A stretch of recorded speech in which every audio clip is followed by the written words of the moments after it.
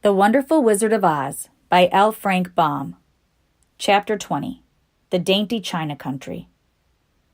While the woodman was making a ladder from wood which he found in the forest, Dorothy lay down and slept, for she was tired by the long walk.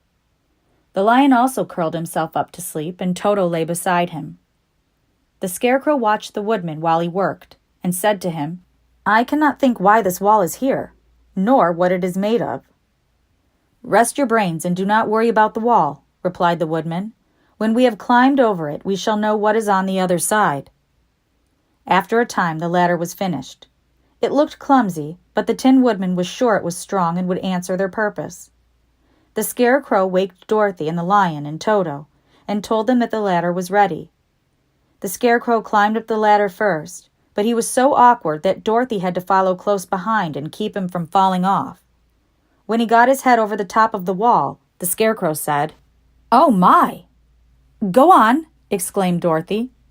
So the Scarecrow climbed further up and sat down on the top of the wall, and Dorothy put her head over and cried, "Oh my!"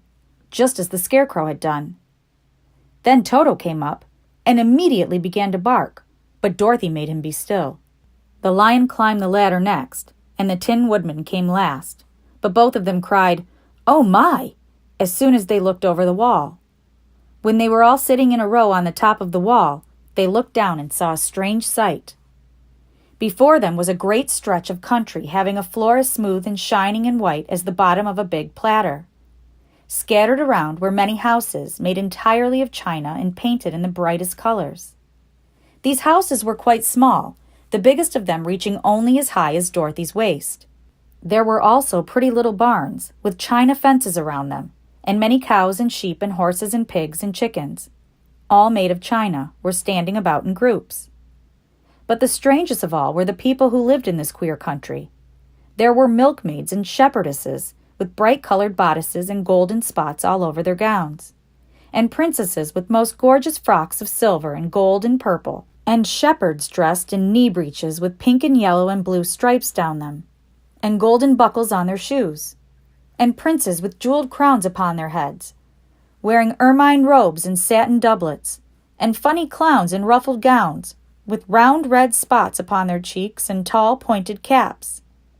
And, strangest of all, these people were all made of china, even to their clothes, and were so small that the tallest of them was no higher than Dorothy's knee. No one did so much as look at the travelers at first, except one little purple china dog with an extra-large head, which came to the wall and barked at them in a tiny voice, afterwards running away again. "How shall we get down?" asked Dorothy.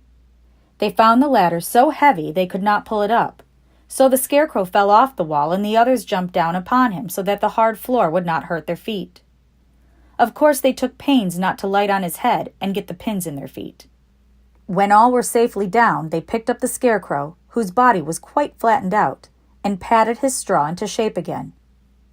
"We must cross this strange place in order to get to the other side," said Dorothy, "for it would be unwise for us to go any other way except due south." They began walking through the country of the China people, and the first thing they came to was a China milkmaid milking a China cow. As they drew near, the cow suddenly gave a kick and kicked over the stool, the pail, and even the milkmaid herself, all falling on the china ground with a great clatter. Dorothy was shocked to see that the cow had broken her leg short off, and that the pail was lying in several small pieces, while the poor milkmaid had a nick in her left elbow. "There!" cried the milkmaid angrily. "See what you have done! My cow has broken her leg, and I must take her to the mender's shop and have it glued on again. What do you mean by coming here and frightening my cow?" "I'm very sorry," returned Dorothy. "Please forgive us." But the pretty milkmaid was much too vexed to make any answer. She picked up the leg sulkily and led her cow away, the poor animal limping on 3 legs. As she left them, the milkmaid cast many reproachful glances over her shoulder at the clumsy strangers, holding her nicked elbow close to her side. Dorothy was quite grieved at this mishap. "We must be very careful here," said the kind-hearted woodman, "or we may hurt these pretty little people so they will never get over it." A little farther on, Dorothy met a most beautiful dressed princess, who stopped short as she saw the strangers and started to run away. Dorothy wanted to see more of the princess, so she ran after her. But the China girl cried out, "Don't chase me! Don't chase me!" She had such a frightened little voice that Dorothy stopped and said, "Why not?" "Because," answered the princess, also stopping, a safe distance away, "if I run, I may fall down and break myself." "But couldn't you be mended?" asked the girl. "Oh, yes, but one is never so pretty after being mended, you know," replied the princess. "I suppose not," said Dorothy. "Now there is Mr. Joker, one of our clowns," continued the China lady, "who is always trying to stand upon his head. He has broken himself so often that he is mended in 100 places and doesn't look at all pretty. Here he comes now, so you can see for yourself." Indeed, a jolly little clown now came walking toward them, and Dorothy could see that in spite of his pretty clothes of red and yellow and green, he was completely covered with cracks, running every which way and showing plainly that he had been mended in many places. The clown put his hands in his pockets, and after puffing out his cheeks and nodding his head at them saucily, he said, "My lady fair, why do you stare at poor old Mr. Joker? You're quite as stiff and prim as if you'd eaten up a poker." "Be quiet, sir," said the princess. "Can't you see these are strangers and should be treated with respect?" "Well, that's respect, I expect," declared the clown, and immediately stood upon his head. "Don't mind Mr. Joker," said the princess to Dorothy. "He is considerably cracked in his head, and that makes him foolish." "Oh, I don't mind him a bit," said Dorothy. "But you are so beautiful," she continued, "that I'm sure I could love you dearly. Won't you let me carry you back to Kansas and stand you on N.M.'s mantel shelf? I could carry you in my basket." "That would make me very unhappy," answered the China princess. "You see, here in our own country we live contently, and I can talk and move around as we please. But whenever any of us are taken away, our joints at once stiffen, and we can only stand straight and look pretty. Of course, that is all that is expected of us when we are on mantel shelves and cabinets and drawing-room tables. But our lives are much pleasanter here in our own country." "I would not make you unhappy for all this world," exclaimed Dorothy, "so I'll just say goodbye." "Goodbye," replied the princess. They walked carefully through the China country. The little animals and all the people scampered out of their way, fearing the strangers would break them, and after an hour or so the travelers reached the other side of the country and came to another China wall. It was not as high as the first, however, and by standing upon the lion's back they all managed to scramble to the top. Then the lion gathered his legs under him and jumped on the wall. But just as he jumped, he upset a china church with his tail and smashed it all to pieces. "That was too bad," said Dorothy. "But really I think we are lucky in not doing these little people more harm than breaking a cow's leg in a church. They are all so brittle."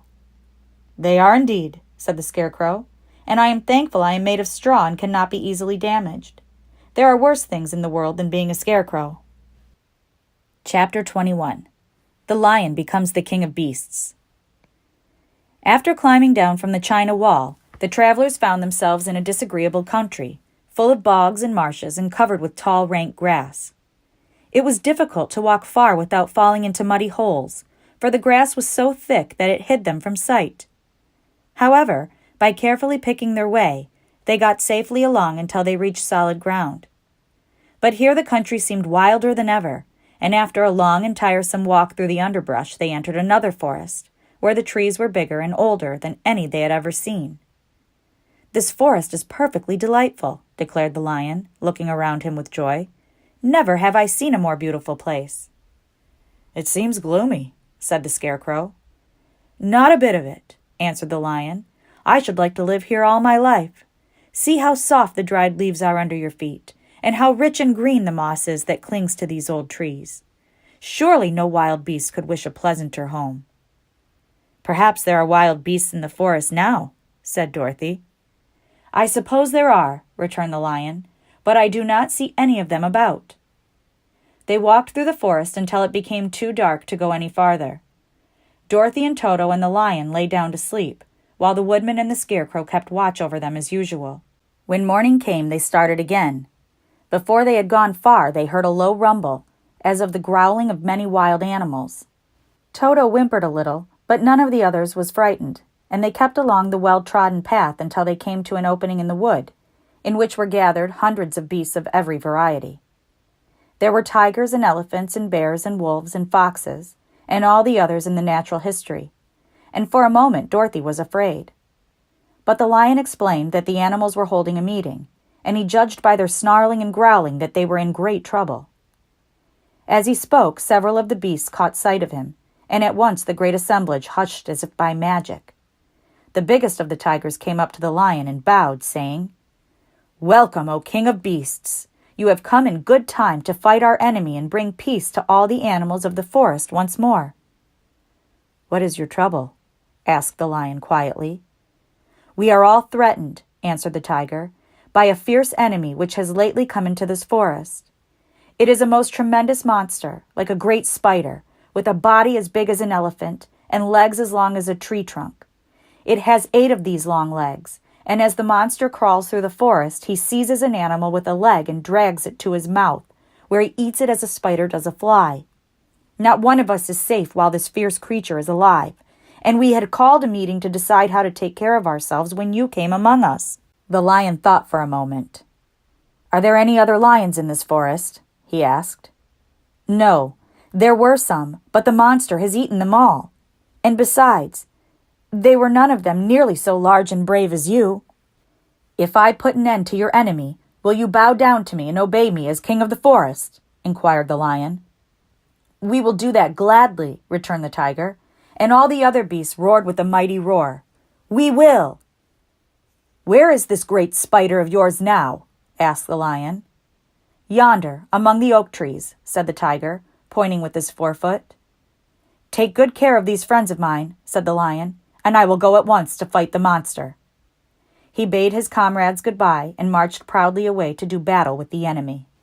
The great spider was lying asleep when the lion found him, and it looked so ugly that its foe turned up his nose in disgust. Its legs were quite as long as the tiger had said, and its body covered with coarse black hair. It had a great mouth, with a row of sharp teeth a foot long, but its head was joined to the pudgy body by a neck as slender as a wasp's waist. This gave the lion a hint of the best way to attack the creature, and as he knew it was easier to fight it asleep than awake, he gave a great spring and landed directly upon the monster's back. Then with one blow of his heavy paw, all armed with sharp claws, he knocked the spider's head from its body.